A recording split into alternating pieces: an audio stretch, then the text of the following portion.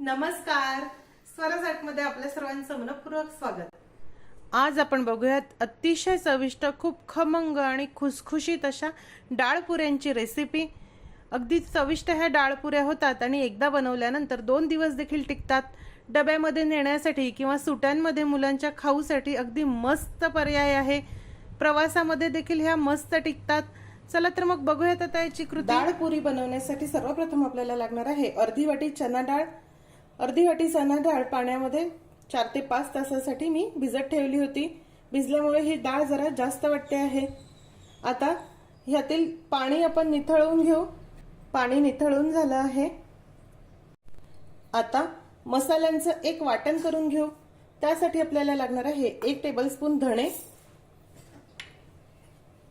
1 teaspoon बडीशोप, 1 teaspoon जिरे घेऊया, 3 ते 4 वाळलेल्या लाल मिरची, चवीनुसार 3 ते 4 हिरव्या मिरची घेऊया, 7 ते 8 लसूण पाकळ्या घेऊया। आता आपण ह्याचं वाटण वाटून घेऊ। किंचित जाडसरच हे आपल्याला ठेवायचं आहे। हे बघा, या प्रकारे अशी जाडसर भरड मी याची करून घेतली। काढून घेऊया। धणे, जिरं, बडीशोप, लसूण ह्याची खूप मस्त टेस्ट या पुऱ्यांना येते। आता मिक्सरच्या भांड्यामध्ये ही भिजवलेली डाळ देखील घालू आणि आवश्यकतेनुसार 1-1.5 टेबलस्पून पाणी घालून ही डाळ छान वाटून घेऊ। हे बघा, ही चना डाळ देखील मस्त वाटून झाली।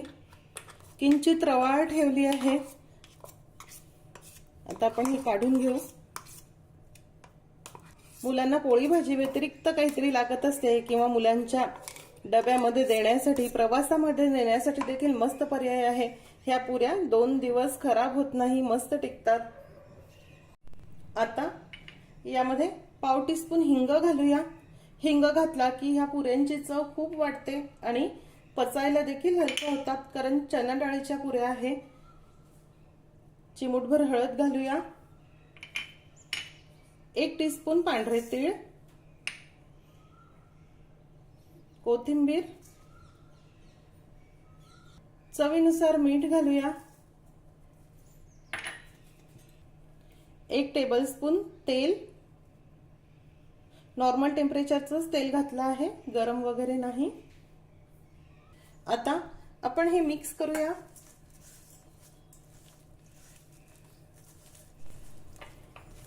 यामध्ये 2 टेबलस्पून तांदळाचं पीठ घालूया। तांदळाच्या पिठामुळे ह्या पुऱ्या छान कुरकुरीत होतात। आणि सुरुवातीला 1 वाटी गव्हाचं पीठ घालणार आहे। ज्या वाटीने डाळ मोजून घेतली त्याच वाटीने गव्हाचं पीठ घालूया आणि मिक्स करू। आपल्याला यामध्ये जसं जसं लागेल तसं तसंच गव्हाचं पीठ घालायचं आहे, त्यामुळे थोडं थोडं करून घालू। ह्या डाळीच्या ओलाव्यामध्ये जेवढं भिजेल तेवढंच पीठ घालायचं आहे, त्यामुळे गव्हाच्या पिठाचा अगदी नक्की अंदाज सांगता येणार नाही। हे बघा, पीठ अगदी घट्ट मळून झालं आणि यामध्ये मला 1 वाटीच गव्हाचं पीठ पुरेसं झालं आहे। तुमच्या आवश्यकतेनुसार तुम्ही हे गव्हाचं पीठ यामध्ये मिक्स करा।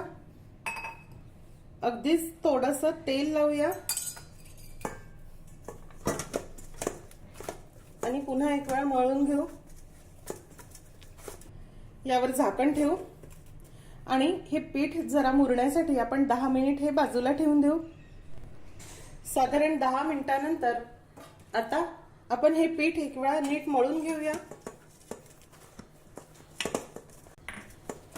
थोडासा तेलाचा हात लावू आणि याचे छोटे छोटे आपण गोळे करून घेऊ। तुम्हाला ज्या आकाराच्या पुऱ्या हव्या आहे त्या आकाराचे असे लहान लहान गोळे करून घ्या। आता आपण पुरी लाटून घेऊ। आवश्यकता असेल तर थोडा तेलाचा हात लावा आणि किंचित जाडसर ही पुरी ठेवा, म्हणजे खूप मस्त फुगतात।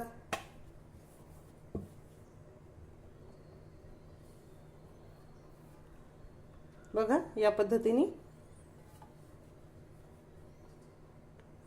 अशाच काही पुऱ्या मी करून घेते।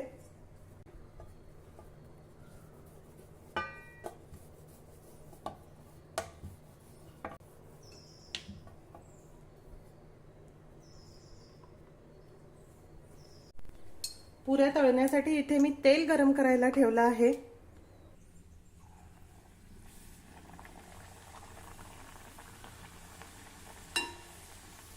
आपण जेव्हा पुरी घालतो तेव्हा तेल नीट तापलेलं हवं। गॅसची फ्लेम मध्यम ठेवा आणि पुरी छान खमंग होईपर्यंत तळून घेऊया। या प्रकारे पुरी तेलात तळून वर आली की त्याला खाली ढकला, म्हणजे ती मस्त फुगते। बघा किती छान ही पुरी फुगली। आता अगदी मध्यम ते मंद आचेवर आपण ह्या तळून घेऊ, म्हणजे अगदी खुसखुशीत होतील। खूप कुरकुरीत होतात ह्या पुऱ्या, प्रवासामध्ये अगदी 2 दिवस देखील टिकतात।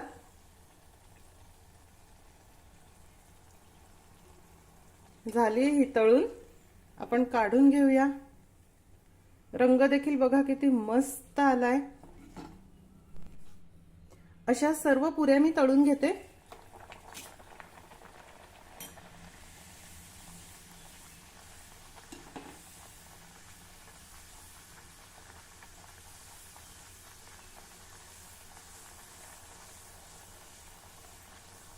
तुम्हाला जर अगदीच कुरकुरीत पुऱ्या आवडत असतील तर ही पुरी लाटल्यानंतर चमच्याच्या साहाय्याने किंवा चाकूच्या साहाय्याने याला थोडे असे छिद्र करा, म्हणजे त्या पुऱ्या फुगणार नाही आणि अधिक जास्त कुरकुरीत तळल्या जातील।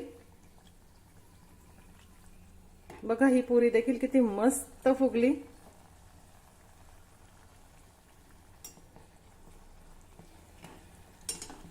काढून घेऊ। अतिशय चविष्ट, खमंग आणि खुसखुशीत अशा डाळ पुऱ्या तयार आहे। हे बघा याचं टेक्स्चर किती छान खुसखुशीत ह्या पुऱ्या झाल्या आणि आतमध्ये देखील बघा अजिबात तेलकट नाही। मुलांच्या सुट्ट्या आहे, त्यांना सतत काहीतरी वेगळा खाऊ हवा असतो, तर तुम्ही ह्या पुऱ्या नक्की करून बघा।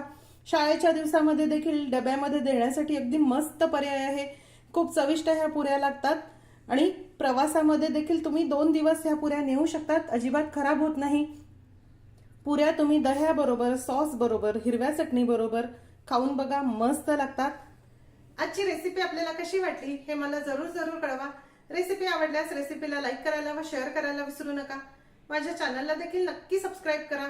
अशीच एक छानशी रेसिपी घेऊन भेटूया स्वराजच्या पुढच्या भागामध्ये। तोपर्यंत चवीने खा आणि निरोगी राहा।